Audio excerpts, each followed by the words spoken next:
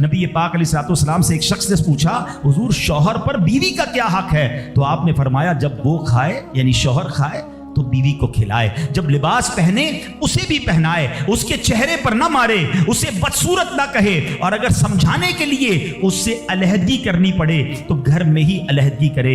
اللہ اکبر۔ ایک بار حضرت عمر فاروق رضی اللہ عنہ کی بارگاہ میں، سنیے گا بڑا دلچسپ واقعہ۔ سیدنا عمر فاروق کا کتنا بڑا نام ہے، آپ کے جلال کی، آپ کی عدالت کی مثالیں دی جاتی ہیں، بڑے بڑے لوگ آپ کے سامنے تھر تھر کانپتے تھے۔ حضرت عمر کا حال یہ تھا، آپ کا گھر میں انداز کیا تھا کہ ایک شخص آیا کہ میں حضرت عمر کے پاس جاؤں اور بتاؤں میری بیوی جو ہے مجھ سے اس طرح بات کرتی ہے، اور میرا وہ انداز نہیں ہوتا جو شوہر کے سامنے ہونا چاہیے، ہوتا ہے گھروں میں ہو جاتا ہے۔ تو حضرت عمر کے دروازے پر پہنچا نا، تو اندر سے اسے سیدنا عمر فاروق رضی اللہ تعالیٰ عنہ کی زوجہ ام کلثوم رضی اللہ تعالیٰ عنہ کی ناراضگی کی عالم میں گفتگو کرتے ہوئے سنا۔ وہ حضرت عمر سے بات کر رہی تھی، تو وہ شوہر سوچنے لگا کہ میں تو اپنی بیوی کی شکایت لے کر آیا تھا، حضرت کے تو گھر کا بھی معاملہ ہی ایسا ہی ہے۔ تو وہ کہتے میں واپس ہونے لگا۔ حضرت عمر نے بلا لیا، کیوں آئے تھے؟ تو کہا کہ میں تو حضرت اپنی بیوی کی شکایت کرنے آیا تھا، مگر میں آپ کے دروازے پر آیا، آپ کے گھر کا ماحول دیکھا تو میں سمجھ گیا ہم دونوں ایک ہی معاملے میں ہی ہیں، آپ کا بھی ویسا ہی حال ہے۔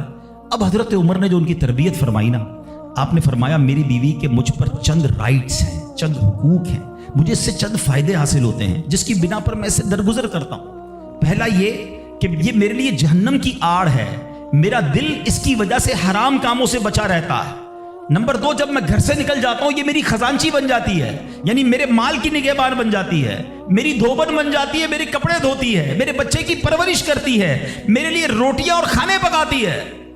تو وہ شخص کہتا ہے یہ سارے فائدے تو مجھے بھی اپنی بیوی سے حاصل ہیں، تو میں تو کبھی درگزر سے کام نہیں لیتا، وہ مجھے کہتی میں اسے لڑنا شروع کر دیتا ہوں۔ کہتا آج آپ کی بات سے نصیحت مل گئی، اب میں اپنی بیوی کی چھوٹی ماٹی باتوں کو میں بھی درگزر کر دوں۔ کتنی پیاری بات بتائی، ہم وہ ساری باتیں بھول جاتے ہیں، ایک غلطی پر پکڑ لیتے ہیں، ایک غلطی پر ڈانٹتے ہیں، ہر غلطی پر جناب ایسا نہیں ہوتا، ہر غلطی کی سزا سزائے موت بھی ہوتی ہے۔ ہم غلطیاں نہیں کرتے، اگر جس طرح ہم اپنی بیوی کو اور غلطی پر ڈانٹتے وہ ڈانٹنا شروع کر دے پھر کیا حال ہوگا؟ تو ایسا نہ کرے، وہ بھی دل رکھتی ہے۔ ہم نے کسی انسان سے شادی کی ہے، کمپیوٹر سے نہیں کی، ٹھیک ہے نا؟ تو کمپیوٹر بھی آج کل وائرس آ جاتا ہے، تو وہ تو انسان ہے، غلطی ہو گئی کوئی بات نہیں۔ تو سبحان اللہ، اتنا پیارا مذہب ہے۔ اور اب آؤ، اسلام نے عورت کو جو ایک اور روپ دیا ہے، ایک اور مقام دیا ہے، اور وہ مقام ماں کا مقام دیا ہے، اور ماں کے قدموں تلے جنت فرمایا۔ ماں کا کیا مقام دیا کہ ماں کو محبت کی نگاہ سے دیکھ لو تو حج مقبول کا ثواب ہے۔ اچھا، اسلام کی تعلیمات کی جو بنیاد ہے، جو ماخذ ہے، جو مرجع ہے، جس کے ذریعے سے سمجھے علم و فضل کی نہریں جاری ہوتی ہیں، وہ کون سی کتاب ہے؟ وہ قرآن مجید ہے۔ قرآن مجید کی سب سے بڑی سورت کون سی ہے؟ سورہ بقرہ۔ اب ذرا سمجھیے گا ماں کا مقام کیسا۔ قرآن پاک کی سب سے بڑی سورت سورہ بقرہ، اور سورہ بقرہ، بقرہ کس کو کہتے ہیں؟ گائے کو۔ یہ کون سی گائے تھی؟ یہ دنیا کی سب سے قیمتی گائے تھی۔ اگر اس تفسیر کو پڑھیں نا تو اللہ اکبر، پتہ یہ چلے گا کہ قرآن پاک کی سب سے بڑی سورت، اس کا جو سینٹرل آئیڈیا ہے، جو مین ٹاپک ہے، وہ بھی ماں کا ادب ہی ہے۔ وہ ایک نوجوان ہی تو تھا نا جس نے ماں کی خدمت کی، اور اللہ نے اس خدمت کا صلہ یہ دیا کہ ایک ایسی گائے ان کو مل گئی کہ جو سونے کے وزن کے مطابق بیچی گئی۔ تفصیلی واقعہ ہے، میں واقعہ پورا بیان نہیں کرتا، اشارہ دے رہا ہوں کہ سورہ بقرہ کا بھی اگر پیغام پڑھے، مفسرین نے لکھا کہ سورہ بقرہ کا پیغام یہ ہے کہ اپنی ماں کا ادب کرے، اپنے والدین کا ادب کرے، اور جب والدین کا ادب کرتا ہے اللہ ایسے نوازتا ہے، غیب کے خزانوں سے نوازتا ہے۔ اور ماں کی دعائیں، اللہ اکبر۔ حضرت بایزید بستامی کتنے بڑے اللہ کے ولی ہیں، آپ کے بارے میں آتا ہے کہ ایک بار سردی کی راتیں تھی، ماں کے لیے ماں نے پانی مانگا۔ آج کی ماں پانی مانگے تو بیٹا کہتا خود پی لو ماں، بلکہ بچے ماں سے پانی مانگ رہے ہوتے ہیں، بستر پر بیٹھ کر ماں کو آرڈر چلا رہے ہوتے، امی پانی لے آؤ، اچھا چائے بنا دو، امی یہ کر دو۔ یار ماں ہے یہ ہوٹل والی ہے، اب تو بوڑھی ہو گئی نا ماں، اب تو تمہاری باری ہے کچھ ماں کی خدمت کر لو، کبھی خود کھڑے ہو کے پانی پلاؤ، کبھی خود کھڑے ہو کے ماں کو کوئی چیز پیش کرو، اب بھی ماں کو آرڈر دینا ہے۔ مگر کمال ہے ماں کہ بیٹا جوان ہو گیا، ماں بوڑھی ہو گئی، خدمت سے پھر بھی اس کا جی نہیں چراتی، پھر بھی اس کی خدمت کرتی ہے۔ ناشتے میں یہ کھانا ہے بیٹا، دوپہر کو کیا کھاؤ گے؟ اللہ اکبر۔ بایزید بستامی سے ماں نے پانی مانگا، آپ کہتے ہیں ٹھنڈی رات تھی، پانی لے کر ماں کے پاس گئے، ماں کی آنکھ لگ گئی۔ ہم جیسا کوئی ہوتا تو بستر کے کنارے گلاس رکھتا، خود بھی سو جاتا، سرد رات تھی۔ सारी रात पानी का गिलास लेके खड़े रहे।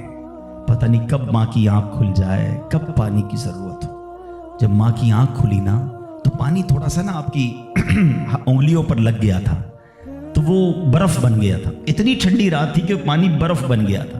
तो अब माँ ने जब पानी मांगा ना, तो जब गिलास को डिटैच किया, गिलास को अलग किया ना, तो खून निकलने लगा चमड़ी से।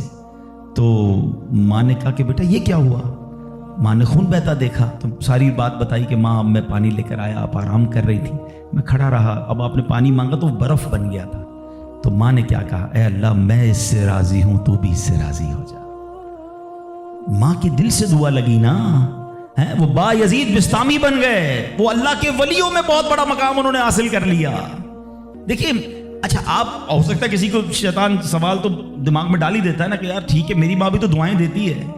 देखिए, एक माँ तो माँ ही होती है, माँ को तंग करो फिर भी उमूमन उसकी जबान से दुआ ही निकलती है। एक दुआ वो है कि आप माँ से कहें और वो माँ दुआ दे। एक दुआ वो है कि आप कहें ना माँ को, खिदमत ऐसी करें कि माँ के दिल से दुआ निकले। हाँ, आपको बगैर बताए आपका वालिद आपको दुआ दे, आपकी माँ आपको दुआ दे। वो दुआ जो है ना, हाँ किताबों में लिखा कि वालिदैन की दुआ औलाद के हक में कबूल होती है। हाँ, अगर दिल से दुआ निकले ना तो माँ बाप दुआ दे दे और वो भी दिल से दुआ दे दे, फिर तो कैसा मर्तबा है। और सुभान अल्लाह, माँ बाप के बारे में किताबों में यहां तक लिखा कि बेटा बाप के साथ ऐसे रहे जैसे गुलाम आका के साथ रहता है। तो और बाप से ज्यादा खिदमत का हक किसको कहा गया? वो माँ को कहा गया। तो अब सोचिए कि माँ के कितने हुकूक बयान किए इस्लाम ने। तो मुबारक हो उन खवातीन को, माशाअल्लाह हमारा इस्लाम किस किस मौके पर औरत के कैसे हुकूक बयान करता है। और सुभान अल्लाह, एक बार नबी पाक अलैहिस्सलाम से सवाल हुआ, सवाल करने वाले ने भी कितना प्यारा सवाल किया। और ये हदीस बुखारी की हदीस है। अल्लाह के नबी अलैहिस्सलाम से अर्ज़ किया, हुजूर मेरे हुस्न अखलाक का सबसे ज्यादा हकदार कौन है, कौन डिजर्विंग है, सबसे ज्यादा मुझे किसके साथ हुस्न अखलाक करना है? हदीस का खुलासा नबी पाक ने फरमाया तेरी माँ। फिर पूछा हुजूर इसके बाद सेकंड? फरमाया तेरी माँ। कहा हुजूर उसके बाद? फरमाया तेरी माँ। 3 बार। फिर कहा हुजूर उसके बाद? फरमाया तेरा वालिद। अच्छा, अब यहां ये हदीस तो पूरी हो गई, मगर सुभान अल्लाह, अच्छा कोई नॉर्मल आदमी हदीस, जो लोग कहते हैं ना भाई किसी मुफ्ती साहब की क्या जरूरत है, तफसीर की क्या जरूरत है, खुद ही कुरान पढ़ लो, खुद ही हदीस पढ़ लो।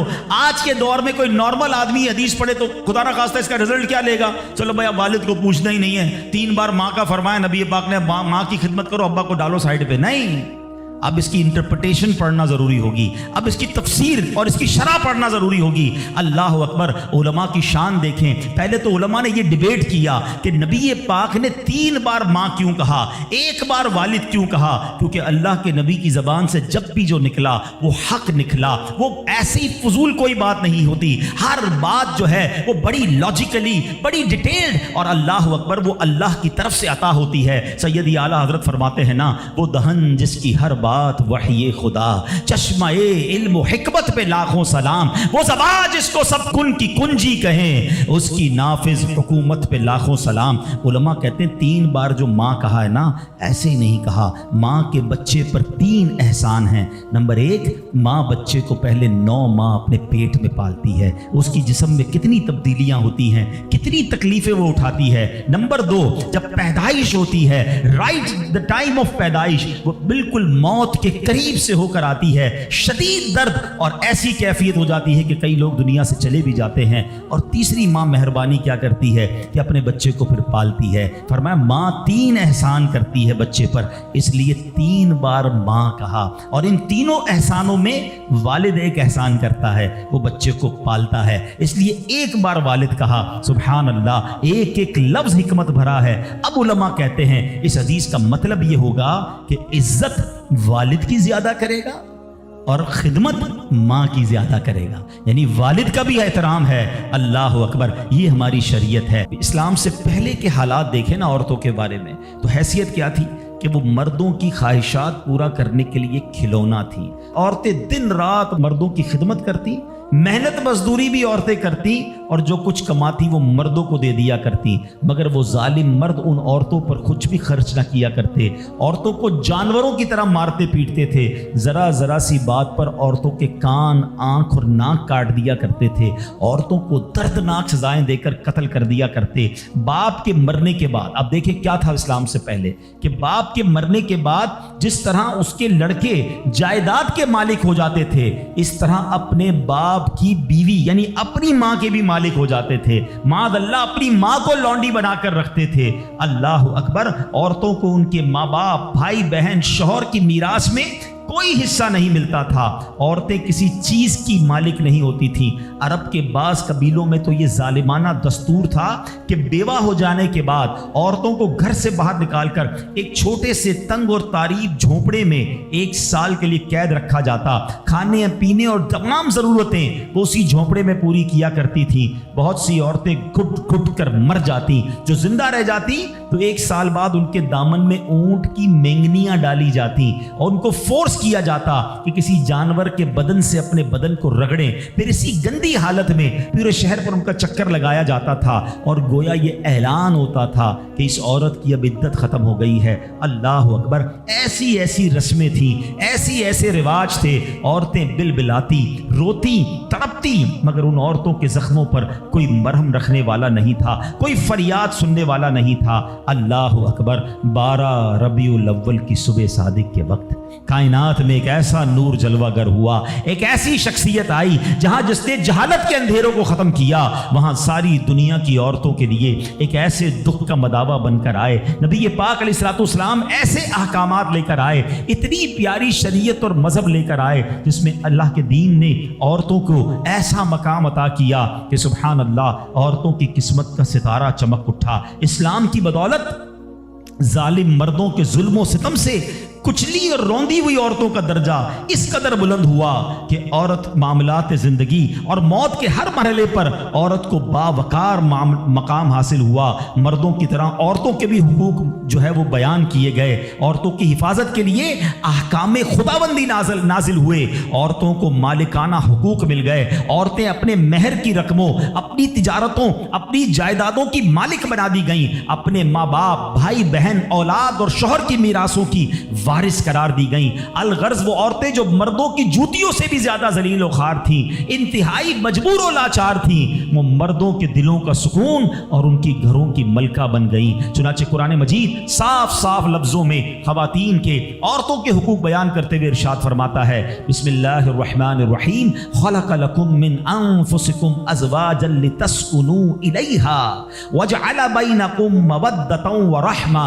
قرآن کہتا ہے تمہارے لیے تمہاری جنس سے جوڑے بنائے کہ ان سے آرام پاؤ اور تمہارے آپس میں محبت اور رحمت رکھی۔ اب کوئی مرد نہ عورتوں کو مار پیٹ سکتا ہے، نہ ان کو گھروں سے نکال سکتا ہے، اور نہ کوئی ان کے مال و اسباب یا جائیدادوں کو چھین سکتا ہے، بلکہ ہر مرد پر مذہبی طور پر عورتوں کے حقوق ادا کرنے لازم ہیں۔ اللہ اکبر، گویا اسلام نے ظلم کا دروازہ بند کر دیا، کبھی ماں کے روپ میں، کبھی بیٹی کے روپ میں، کبھی بہن کے روپ میں، تو کبھی زوجہ کے روپ میں۔ اللہ اکبر، عورت کو ایک ایسا مرتبہ عطا فرما دیا کہ عورت کسی بھی روپ میں ہو، جب بھی اس کے جناب حقوق تلف کیے جائیں گے، نا انصافی کی جائے گی، اسلام وہاں پر اپنا کردار ادا کرتا ہے، اسلامی قوانین سامنے آتے ہیں، عورتوں کے حقوق بیان کیے جاتے ہیں۔ آؤ سب سے پہلے بات کرتے ہیں بیٹی کی۔ کتنی بڑی نعمت اسلام نے قرار دی، مگر آپ جانتے اسلام سے پہلے بیٹی کا حال کیا ہوتا تھا؟ اللہ اکبر، بیٹی کی پیدائش کو شرمندگی سمجھا جاتا تھا۔ کسی کے یہاں بیٹی پیدا ہو جائے وہ لوگوں کے سامنے آتا نہیں تھا، کئی مہینے تک چہرہ نہیں دکھاتا تھا، یعنی وہ سمجھتا تھا کہ میری بہت بڑی ذلت ہو گئی ہے کہ میرے یہاں بیٹی ہو گئی۔ اللہ اکبر، بیٹیوں کو زندہ درگور کیا جاتا تھا، بیٹی کو بھی مار دیا جاتا اور بیٹی کی وجہ سے اس کی ماں کو مار دیا جاتا تھا۔ اللہ اکبر، قرآن کیا کہتا ہے؟ سبحان اللہ، کیسا پیارا مذہب ہے، کتنا شاندار ہمارا دین ہے۔ اللہ کا کلام کہتا ہے وَإِذَا بُشِّرَ أَحَدُهُمْ بِالْأُنثَىٰ ظَلَّ وَجْهُهُ مُسْوَدًّا وَهُوَ كَظِيمٌ۔ قرآن کہتا ہے جب ان میں کسی کو بیٹی ہونے کی خوشخبری دی جاتی ہے تو دن بھر اس کا منہ کالا رہتا ہے، يَتَوَارَىٰ مِنَ الْقَوْمِ مِنْ سُوءِ مَا بُشِّرَ بِهِ، اور وہ غصہ کھاتا ہے اور لوگوں سے چھپتا پھرتا ہے، اس بشارت کی برائی کے سبب سے اللہ اکبر ایمسکہ علی ہون ام یدسہ فی التراب، کیا اسے ذلت کے ساتھ رکھے گا یا اسے مٹی میں دبا دے گا؟ الا ساء ما یحکمون، ارے بہت ہی برا حکم لگاتے ہیں۔ اللہ اکبر۔ اب جناب ہوتا کیا تھا کہ بچیوں کو زندہ دفن کیا جاتا، مگر اس معاشرے میں ایسے لوگ بھی تھے جن کو اللہ نے کیسا نرم دل دیا تھا۔ حضرت صعصعہ، سنیے گا، حضرت صعصعہ بن ناجیہ رضی اللہ تعالیٰ کا معمول کیا تھا کہ وہ خود کہتے ہیں نبی پاک کی بارگاہ میں آ کر حضور میں دیکھتا تھا کہ جب کسی کو گھر میں بچی پیدا ہوتی تھی اور اس کو وہ دفنانے کا ارادہ کرتا تھا، میں اس کے گھر جاتا، کہتا کچھ پیسے لے لو، بچی مجھے دے دو، دفنانا نہیں، میں اس کی کفالت کروں گا۔ کہتے حضور 360 بچیوں کو میں نے دفن ہونے سے بچایا، لیکن ایمان نہیں لایا تھا۔ 2 اونٹنیاں دی، 10 اونٹنیاں دی، بعض اوقات میں نے حاملہ 10 اونٹنیاں دے کر اور ایک اونٹ فدیہ دے کر بچیوں کو بچایا۔ حضور کیا میرے اس زمانے کا وہ عمل مجھے کوئی اجر دے گا؟ ایمان تو نہیں لایا تھا مگر یہ نیکی کر کے آیا ہوں۔ اللہ کے حبیب نے کتنا پیارا جواب دیا، فرمایا اجر تو تمہیں مل گیا نا، تم ایمان لے آئے، دیکھو اس نیکی کے سبب تمہیں اسلام مل گیا۔ اور سنو، ہم تو یہ کہیں گے صرف اسلام نہیں ملا بلکہ وہ تو صحابی بھی بن گئے، اللہ کے نبی کے دور میں ایمان لے آئے نا، پیارے آقا کی صحبت اختیار کر لی تو اللہ نے ایمان بھی دیا، صحابی بھی بنا دیا۔ لیکن میرے پیارے اسلامی بھائیوں، ایسا حال تھا کہ بچیوں کو پھینک دیا جاتا تھا۔ اب یہاں میں تھوڑی سی بات آج کے دور کی بھی کرنا چاہوں گا۔ ہم انشاءاللہ قرآنی احکام عورتوں کے بارے میں بھی سنیں گے اور ساتھ ساتھ اپنی تربیت بھی کرتے جائیں گے۔ ہم میں سے بہت سارے بیٹیوں والے ہوں گے، مگر کیا یہ خبریں نہیں آتی کہ بچی کی پیدائش کی وجہ سے ماں کو برا بھلا کہا جاتا ہے؟ گھروں میں جھگڑے ہیں، معاذ اللہ۔ اب بھی یہ خبریں آتی ہیں کہ بچی پیدا ہوئی تو کچرا کنڈی پر پھینک دی گئی۔ یہ تو پھر سے ہم لگتا ہے اسی دور میں جا رہے ہیں۔ اسلام جو بچیوں کے حقوق لے کر آیا، اسلام جو بچیوں کو برا ماننے کے خلاف عمل کرنے کا ہمیں حکم دیتا ہے، بلکہ سنو حدیثیں کیسی ہیں۔ اے بچیوں والو تمہیں مبارک ہو، اے بیٹیوں والو تمہیں مبارک ہو، اپنی بیٹیوں کو کبھی برا نہ سمجھنا۔ نبی پاک علیہ الصلوۃ والسلام فرماتے ہیں جس شخص کے بیٹی ہو وہ اسے زندہ دفن نہ کرے، اسے ذلیل نہ سمجھے اور اپنے بیٹے پر اسے ترجیح نہ دے تو اللہ عز و جل اسے جنت میں داخل کر دے گا۔ ایک اور جگہ نبی پاک فرماتے ہیں، اللہ اکبر، یہ حدیث تو میں کہتا ہوں ختم ہے نا، اس کے بعد الفاظ ہی نہیں بچتے۔ بہت ساری بیٹیوں کی فضیلت کی حدیث ہے مگر یہ حدیث ادھر جا کے لگتی ہے، دل کو چھو لیتی ہے۔ سنو تو صحیح اس کے الفاظ کیا ہیں۔ اللہ کے نبی فرماتے ہیں بیٹیوں کو برا مت کہو، میں بھی بیٹیوں والا ہوں۔ ہائے ہائے، ختم ہو گئی نا بات ہے۔ اللہ کے نبی نے صلی اللہ تعالی وسلم نے اپنی نسبت بیٹیوں کی طرف فرمایا میں بھی بیٹیوں والا ہوں۔ بے شک بیٹیاں تو بہت محبت کرنے والیاں، غم گسار اور بہت زیادہ مہربان ہوتی ہیں۔ ایک اور حدیث سنو، نبی پاک فرماتے ہیں جو شخص 3 بیٹیوں یا بہنوں کی اس طرح پرورش کرے کہ ان کو ادب سکھائے۔ اب اسلام یہاں پر نہ صرف بیٹیوں کا درس دے رہا ہے، اے بہنوں والوں تمہیں بھی مبارک ہو، بہنوں کو حقیر نہ سمجھنا، یہ ان لوگوں کے لیے بھی درس ہے۔ اسلام جب نہیں آیا تھا نا تو بہنوں کے حقوق نہیں تھے، ان کو کوئی ورثے میں حق نہیں دیتا تھا، بہنوں کی شادیاں نہیں کرواتے تھے۔ مگر آج بھی کچھ قبائل سنا ہے ایسے ہیں، آج بھی بدبخت کچھ لوگ ایسے ہیں جو بہنوں کے حق دبا لیتے ہیں۔ ارے بہنیں تو غم گسار ہوتی ہیں، بہنیں تو بھائیوں کا مان ہوتی ہیں، ارے بہنیں ہوتی ہیں تو گھر میں رونق ہوتی ہے۔ ارے بہنوں کو عزت دیا کرو، بہنوں کو پیار دیا کرو۔ اور آج جو بہنوں کا حق دباتے ہیں، آج جو بہنوں کو ذلیل کرتے ہیں، نہ کرنا۔ ہمارا اسلام بہنوں سے محبت کا درس دیتا ہے۔ سنو بیٹیوں والو اور بہنوں والو، اللہ کے حبیب کیا فرماتے ہیں صلی اللہ تعالی علیہ وسلم، میرے نبی کا فرمان ہے کہ جس کی 3 بیٹیاں یا بہنوں کی اس طرح پرورش کرے، ان کو ادب سکھائے، ان سے مہربانی کا برتاؤ کرے، یہاں تک کہ اللہ عز و جل اسے بے نیاز کر دے، یعنی ان کا نکاح ہو جائے، تو اللہ تعالیٰ اس کے لیے جنت واجب فرما دیتا۔ یہ ارشاد سن کر ایک حدیث، ایک صحابی کھڑے ہو گئے ہیں۔ صحابہ کے سوال بھی بڑے کمال کے ہوتے ہیں۔ یقین کرو ہمارے بہت سارے کام سیدھے جو ہے نا، ہمارے لیے بہت ساری آسانیاں صحابہ کے سوالات نے کر دی۔ اب ہو سکتا ہے یہاں میرا کوئی بھائی ایسا بیٹھا ہو جس کی 3 بیٹیاں نہ ہوں، وہ کہتا ہے میری تو 2 ہیں۔ صحابی نے سوال کیا حضور اگر 2 لڑکیوں کی پرورش کرے تو ارشاد فرمایا اس کے لیے بھی یہی اجر و ثواب ہے۔ راوی فرماتا ہے یہاں تک کہ اگر ایک بیٹی کا بھی لوگ ذکر کرتے تو نبی پاک اس کے بارے میں یہی فرماتے۔ مگر ایک روایت اور بھی موجود ہے کہ ایک صحابی نے کھڑے ہو کر کہا حضور اگر کسی کی 1 بیٹی ہو، اللہ کے نبی نے فرمایا 1 بیٹی ہو تو بھی جنت واجب ہو جاتی ہے۔ بیٹیوں پر شکایت، بیٹیوں پر منہ چڑھاتے ہو، بیٹیوں پر لڑائی کرتے ہو، अल्लाह अकबर, ये तो जन्नत में जाने का टिकट है।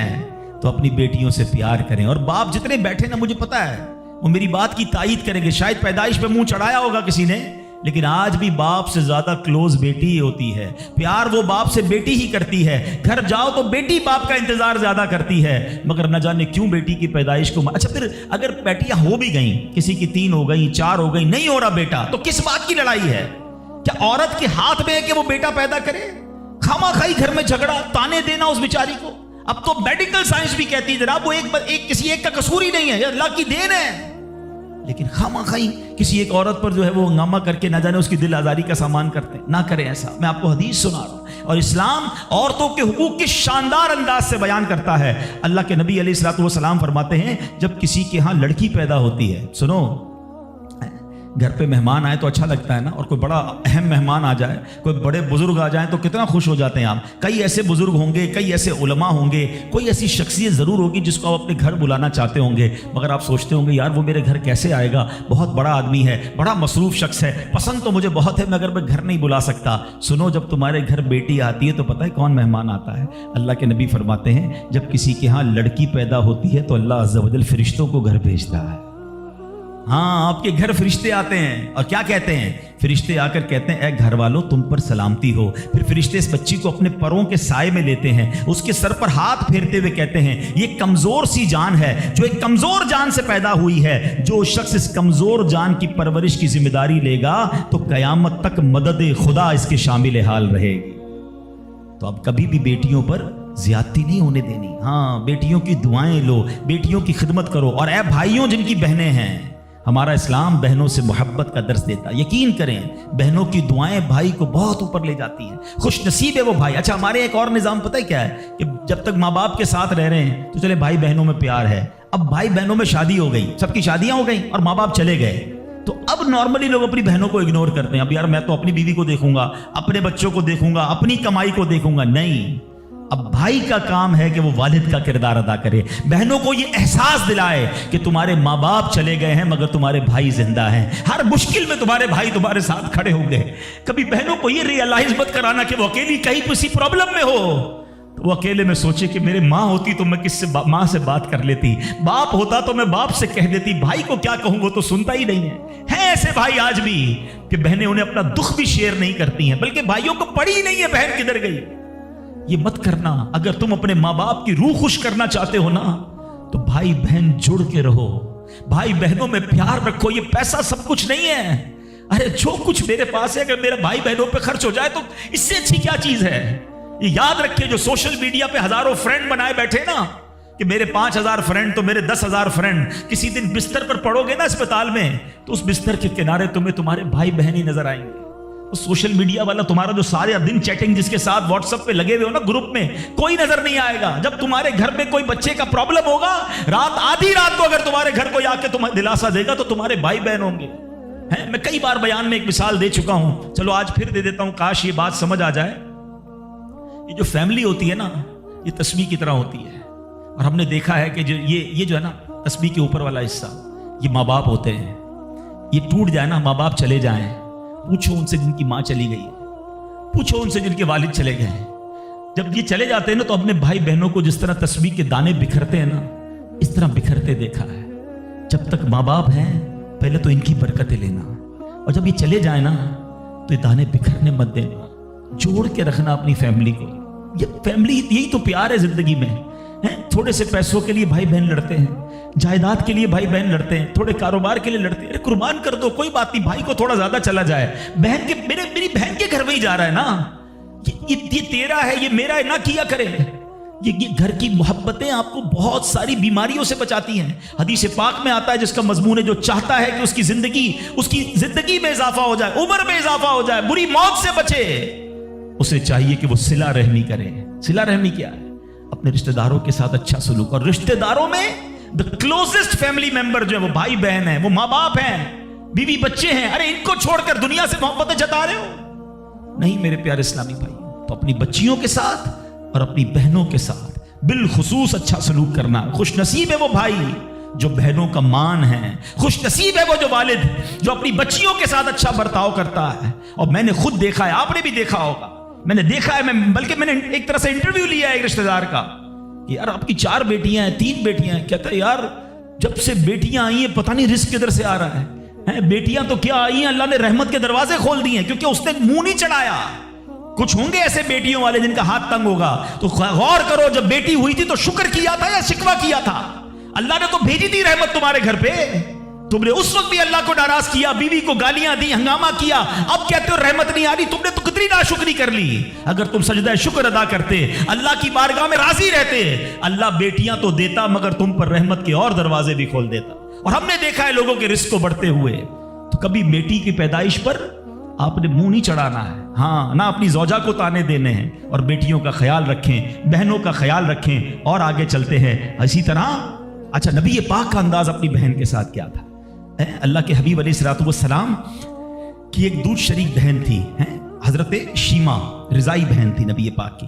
اب پیارے آقا کس طرح ان کے ساتھ برتاؤ کرتے تھے کہ ایک بار آپ علیہ الصلوۃ والسلام کی بارگاہ میں جو بہن حاضر ہوئی نا، تو نبی پاک ان کی تشریف آوری پر کھڑے ہو جایا کرتے، اپنی بہن کی آمد پر ان کی دلجوئی فرماتے، ان پر خوب نوازشیں فرماتے. ایک بار پیارے آقا علیہ الصلوۃ والسلام نے اپنی مبارک چادر بچھائی اور اپنی بہن سے پتہ ہے کیا کہتے ہیں؟ مانگو تمہیں عطا کیا جائے گا، سفارش کرو تمہاری سفارش قبول کی جائے گی. بہن جانے لگی تو نبی پاک نے ایک لونڈی یعنی ایک اس کو خادمہ بھی دے دی اور 2 اونٹ بھی عطا فرما دیے. اچھا، اپنی بیٹی کے ساتھ کیا برتاؤ ہے نبی پاک کا؟ بیٹیوں کو جو ڈیگریڈ کرتے ہیں، سنو، خاتون جنت بی بی فاطمہ رضی اللہ تعالیٰ عنہ جب نبی پاک کی بارگاہ میں آتی، آقا کھڑے ہو کر استقبال کرتے، اپنی بیٹی کے ہاتھ کو نبی پاک چوما کرتے، کبھی ماتھے پر بوسہ دیتے. پیارے آقا اپنی جگہ اپنی بیٹی کو بٹھایا کرتے. اور یہی انداز خاتون جنت کا بھی تھا کہ جب نبی پاک خاتون جنت کے پاس جاتے، وہ کھڑی ہو جاتی اور نبی پاک کا استقبال کرتی، پیارے آقا کے ہاتھوں کو بوسہ دیتی، اپنی جگہ نبی پاک کو بٹھاتی. یہ پریکٹیکلی نبی پاک نے بتایا کہ بہن کے ساتھ برتاؤ کیا ہے، بیٹی کے ساتھ برتاؤ کیا ہے. اب آؤ ہماری زندگی کا ایک بہت اہم ساتھی ہے جس کو ہم سفر کہا جاتا ہے. اسلام بیوی کے بارے میں کیا درس دیتا ہے؟ یہ بھی بڑا پرابلم ہے. اچھا، بعض اوقات لوگ اپنی شاید والدہ سے، میں سے ابھی ماں کی بات سب سے آخر میں کروں گا، اور فیملی ممبر سے اب بھی بہت پیار کر رہے ہوتے ہیں، مگر بعض اوقات بیوی کو بڑا ڈیگریڈ کرتے ہیں.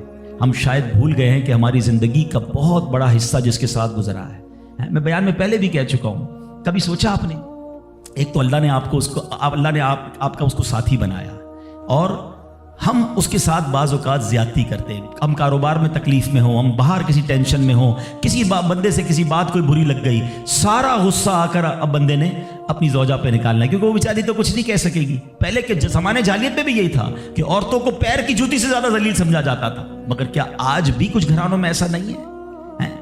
آج تک میں ویسے سوال کرتا ہوں، شاید غالب گمان ہے کہ جو یہاں ازواج والے، زوجہ والے بیٹھے، شادی شدہ بیٹھے، ہماری زوجہ کی شاید ہر دعا میں ہم ہوتے ہیں.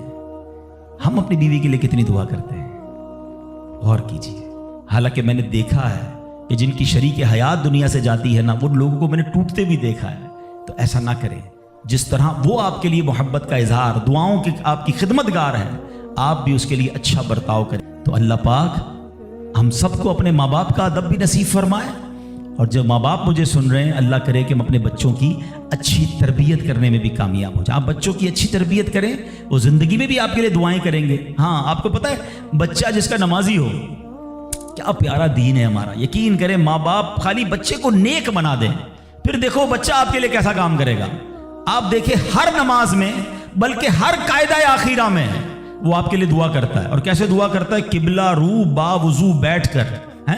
کیا کہتا ہے؟ ربنا اغفر لی ولوالدی وللمؤمنین یوم یقوم الحساب. فجر پڑھ رہا ہے، 2 بار آپ کے لیے دعا کی. اور کس حالت میں کی؟ با وضو، قبلہ رو بیٹھ کر. ظہر پڑھ رہا ہے، سنتوں میں دعا کی، فرض میں دعا کی، پھر سنتوں میں دعا. اب کیلکولیٹ تو کرو، اگر بس کچھ نہ کروں، اپنے بچے کو زندگی میں 5 وقت کا پابند نمازی بنا دوں، میرے مرنے کے بعد بھی وہ نماز پڑھتا رہے، ارے نہ ہے میری قبر پر روز نماز پڑھے گا، اتحیات میں بیٹھے گا، دعا کرے گا، اللہ میرے ماں باپ کی بخشش فرما دے. कितना खूबसूरत मजहब है हमारा, कितना प्यारा दीन है। तो ऐ मेरे प्यारे इस्लामी भाइयों, आज ये पैगाम ले जाओ, औलाद ऐसी बना के जाना है कि मेरे जिंदगी में भी मुझे मेरा बेटा दुआएं दे, मेरी औलाद मुझे दुआएं दे, मेरी खिदमत भी करे और मरने के बाद भी मेरे लिए सदका जारिया का बाइस हो। मगर वो जब हो सकेगा जब हम खुद नेक बनेंगे, अपने बच्चों को नेक बनाएंगे। और सुभान अल्लाह, यहाँ पर दावत इस्लामी का माहौल हमारे सामने है, जो ख़वातीन के लिए भी रहनुमाई के लिए खूबसूरत प्रोग्राम रखता है। हमारी बहनों के लिए मदरसे मौजूद हैं, जामियातुल मदीना मौजूद हैं, इस्लामी बहनों के इज्तिमात मौजूद हैं, हमारे इस्लामी भाइयों के हफ्तावार वीकली इज्तिमात वो मौजूद हैं। कुरान से मोहब्बत कीजिए, कुरान सीखिए तो सही कि कैसे पढ़ना है, तो खुद भी और अपने बच्चों को भी कुरान पढ़ाइए। तो अब जो बड़े हो गए हैं, दावत इस्लामी देखें कितना प्यारा प्लान रखती है कि जो बच्चे हैं वो मदरसुल मदीना जो बच्चों के उसमें दाखिला ले लें, और जो बड़े हैं जो मदरसों में दिन में नहीं जा सकते, जॉब करते हैं, कारोबार करते हैं, तो आपकी आसानी के लिए तकरीबन कराची की मस्जिदों में, बल्कि अगर मुझे दुनिया में कहीं भी सुन रहे हैं तो अल्हम्दुलिल्लाह दावत इस्लामी वालों से रब्ता करें। हज़ारों हज़ार मदरसतुल मदीना बालिगान पूरी दुनिया में मौजूद हैं। कारोबार से आकर मगरिब के बाद, इशा के बाद अपने इलाके की मस्जिद में जाएं, इंशाल्लाह वहाँ आपको दावत इस्लामी वाले मिल जाएंगे। 15 मिनट 20 मिनट अपने मखारिज ठीक कर लें, कुछ ना कुछ तिलावत कर लें, ताकि रोज़ाना मेरी ज़बान से कुछ कुरान पाक के अल्फाज अदा हो जाएं। तो अल्हम्दुलिल्लाह मैं उम्मीद करता हूँ कि इंशाल्लाह अब आपने नीयत ये करनी है कि हर जुमेरात इज्तिमा में शिरकत करेंगे इंशाल्लाह, ठीक है ना। हर हफ्ते मदनी मुज़ाकरे में भी करम फरमाएं, और उसके साथ साथ मदरसतुल मदीना बालिगान इसको थाम लें। इंशाअल्लाह आप देखेंगे कि जब मैं रोज़ कुरान पाक पढ़ूंगा, रोज़ सीखूंगा, मेरी ज़बान पर कुरान जारी होगा, तो मेरे दिल में भी कुरान का नूर आ जाएगा। अल्लाह करीम से दुआ करता हूँ, अल्लाह करीम जिनके वालिदैन हयात हैं उनको दराज़ी उम्र बिल खैर अता फरमाए, जिनके माँ बाप चले गए उनकी बेहिसाब मग़फ़िरत फरमाए। मैं उन बच्चों से गुजारिश करूँगा जिनके माँ बाप उनके पास हैं, उनके पास वक्त बिताया करो, उनकी खिदमत किया करो, उनकी पसंद की चीज़ें कभी कभी उनके लिए ले जाया करो। माँ बाप बोलते नहीं हैं, हाँ माँ बाप नहीं बताते कि हमें क्या खाने में पसंद है या कौन सी चीज़ पसंद है, उनसे पूछा करो। आज तक तो हमने ही अपनी पसंद बताई है ना, अम्मी मुझे ये पसंद है, खाना बना दो, तो ये वाला शरबत बना दो। अपनी माँ से पूछो, हैं, अपने वालिद से पूछो, और किसी मालूम हो जाए कभी। अच्छा एक और मज़े की बात, माँ बाप कभी भी महंगी चीज़ नहीं बताएंगे। कोई पान वान खाना होगा, कोई शरबत पीना होगा, किसी किस्म की कोई आइसक्रीम खानी होगी, कभी कभी उनके लिए वो खाना ले जाया करो। यकीन करें जिनके चले गए ना, अब उनको अपने माँ बाप की वो सारी बातें याद आती हैं, और अब बात भी करनी होती है तो कब्रिस्तान जाना होता है। तो अगर तुम्हारे पास तुम्हारे माँ बाप है ना, तो उनके साथ बैठो, उनकी दुआएं लो। ये वो हस्तियां हैं जिनको मोहब्बत से देखोगे तो मकबूल हज का सवाब है।